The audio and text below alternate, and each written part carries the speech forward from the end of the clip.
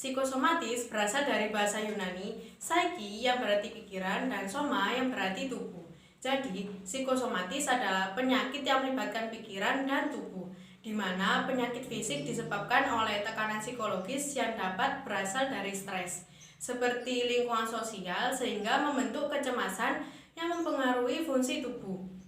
Meskipun tidak ditemukan kelainan pada pemeriksaan fisik maupun pemeriksaan penunjang lainnya dinyatakan normal. Gejala psikosomatis bisa muncul seiring dengan meningkatnya minat untuk mencari informasi terkait virus corona. Coronavirus disease atau COVID-19 adalah jenis virus baru yang menular pada manusia dan menyerang gangguan sistem pernafasan sampai berujung pada kematian. Halo teman-teman, di sini saya akan menjelaskan sedikit tentang penyebab dari gangguan psikosomatis. Sebenarnya, penyebab dari gangguan psikosomatis sendiri belum diketahui secara pasti, tetapi beberapa studi mengatakan bahwa gangguan fisik yang terkait dengan tekanan mental disebabkan oleh hiperaktif impuls saraf yang dikirim dari otak ke bagian tubuh yang lain, kemudian menyebabkan sekresi adrenalin yang kemudian menyebabkan kecemasan. Nah, kondisi seperti ini disebabkan oleh beberapa faktor. Yang pertama adalah faktor genetika. Faktor genetika atau kelainan genetik yang terjadi pada seseorang juga dapat mempengaruhi adanya penyebab psikosomatis. Yang kedua adalah biologis yang tidak teratur, seperti perubahan metabolisme pada tubuh juga menjadi salah satu penyebab adanya psikosomatis. Nah, yang ketiga adalah stres atau seseorang merasa stres, merasa ketakutan, merasa tidak aman, merasa depresi, marah, atau situasi lainnya juga rentan terhadap adanya gangguan psikosomatis. Nah, yang keempat adalah keadaan keluarganya.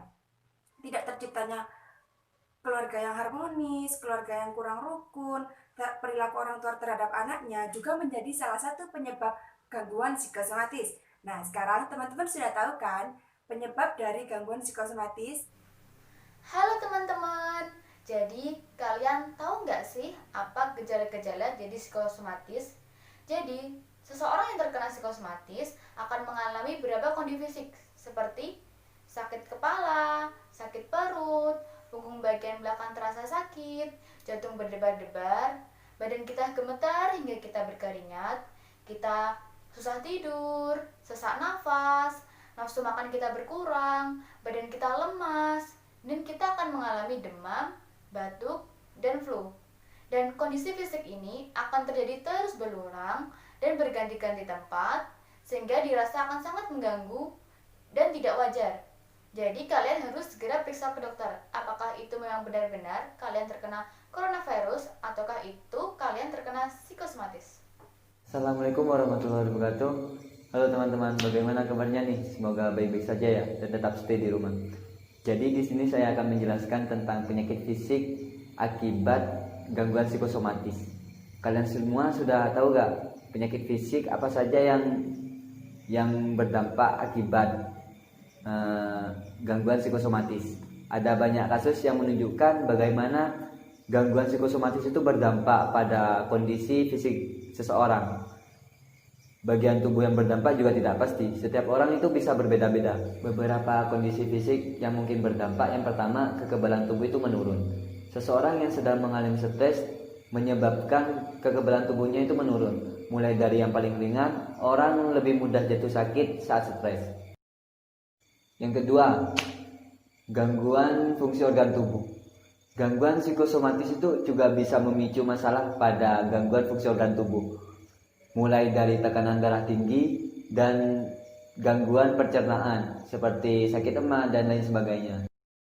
Yang ketiga, masalah kulit. Salah satu masalah pada kulit yang juga rentan menjadi lebih buruk akibat masalah mental adalah psoriasis, eksim, dan masalah kulit lainnya. Halo guys, jadi gimana? Kalian udah tahu kan apa itu psikosomatis? Nah, sekarang giliran saya buat menjelaskan bagaimana sih cara untuk menangani psikosomatis. Penasaran? Stay tune ya! Berdasarkan literatur yang saya baca, jadi psikosomatis ini cara untuk menanganinya itu dengan pergi ke psikolog ataupun psikiater. Nah, tapi banyak orang yang berpikir bahwa pergi ke psikolog dan psikiater itu hanya untuk orang gila. Padahal itu salah besar. Karena psikolog dan psikiater itu nggak hanya nanganin orang gila, tapi mereka juga menangani orang yang memiliki gangguan kecemasan, gangguan perubahan perasaan atau mood, gangguan seksual, dan lain-lain. Jadi, kalau kalian pengen ke sana, kalian gak usah merasa takut gitu. Nah, terus apakah harus pergi ke psikolog ataupun psikiater? Sebenarnya ada cara untuk mencegah itu. Yang pertama, kalian harus bergerak. Seperti olahraga, minimal 2-3 kali dalam seminggu untuk meningkatkan imunitas tubuh. Yang kedua, berpikir positif. Jadi, semakin kalian berpikir negatif, itu akan menambah rasa sakit, penyakit kalian, dan itu juga dapat meningkatkan stres loh. Nah, yang ketiga, tidur yang cukup. Jadi, kalau kalian tuh tidurnya nggak cukup, itu juga dapat meningkatkan stres. Yang keempat, asupan yang sehat. Nutrisi yang baik itu dapat menjaga kesehatan mental kita. Nah, pastikan memakan makanan yang mengandung vitamin E dan B kompleks seperti kacang-kacangan, buah, sayur, ikan, dan sereal. Terus, yang terakhir, pastikan diri kalian untuk lebih rileks dan juga sharing. Nah, sharing ini bisa kalian lakukan dengan orang terdekat kalian seperti teman ataupun keluarga. Perlu diingat ya guys, bahwa sharing itu sangat penting loh. Karena semakin kalian memendam masalah, itu sama dengan kalian memendam sampah di tubuh kalian sendiri. Nah, makanya kenapa sharing itu sangat penting gitu. Oke, cukup itu aja yang bisa saya sampaikan tentang gimana sih cara untuk menangani dan cegah psikosomatis. Kecenderungan psikosomatis akibat COVID-19 ini juga diperkuat oleh pendapat Prawiharjo yang menyebutkan salah satu jenis dari psikosomatis, yaitu sistem respiratori atau psikosomatis yang menyerang sistem saluran pernafasan. Dan perlu kalian ingat bahwa salah satu gejala dari COVID-19 ini juga menyerang saluran pernafasan. Jadi apabila ada seseorang yang secara tiba-tiba mengalami gangguan pernafasan, maka belum tentu bisa diklasifikasikan sebagai gejala COVID-19, tetapi bisa juga diklasifikasikan pada psikosomatis sebagai respon dari ketegangan yang dialami. Dan berdasarkan kajian yang telah dipaparkan sebelumnya, diharapkan individu tetap tenang dalam menghadapi situasi tersebut. Karena COVID-19 ini juga menyerang sistem kekebalan tubuh manusia. Jika seseorang cemas berlebihan lalu mengidap gejala psikosomatis, maka tidak menutup kemungkinan individu tersebut juga akan mendapatkan penurunan imun secara drastis dan dapat terserang COVID-19. Dan kecemasan ini juga dapat direduksi dengan cara terus berperilaku positif, yaitu dengan cara mencuci tangan sesering mungkin menggunakan sabun, menyediakan hand sanitizer, menggunakan masker, lalu melakukan social distancing untuk sementara waktu hingga keadaan ini mulai mereda. Dan untuk meminimalisir tingkat psikosomatis, diharapkan individu dapat mengganti respon negatif menjadi respon positif dengan cara resignasi atau penyerahan diri seutuhnya kepada Tuhan. Dan semoga kita semua selalu dalam lindungan Allah Subhanahu wa Ta'ala dimanapun dan kapanpun kita berada.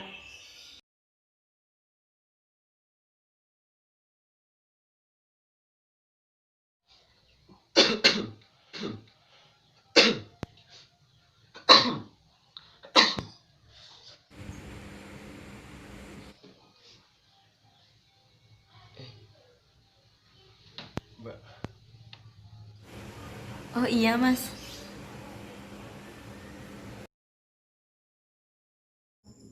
Waduh, berita tentang COVID nih.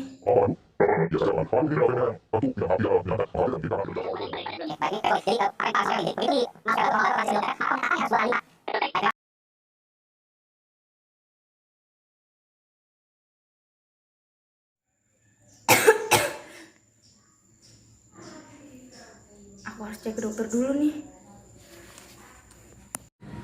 Assalamualaikum dok. Waalaikumsalam Ibu Sabrina, selamat pagi. Ada yang bisa saya bantu? Selamat pagi juga dokter Yusi. Saya kesini mau tes COVID-19 dok. Apa selama pandemi ini Anda masih berkegiatan di luar rumah? Tidak kemana-mana dok, di rumah saja sesuai anjuran pemerintah. Keluar apa saja yang dirasakan? Pernah dok, saya merasa pusing, batuk-batuk, panas, dan pilek.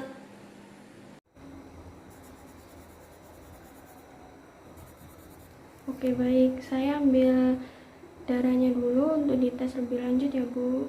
Oh, ini silahkan dok.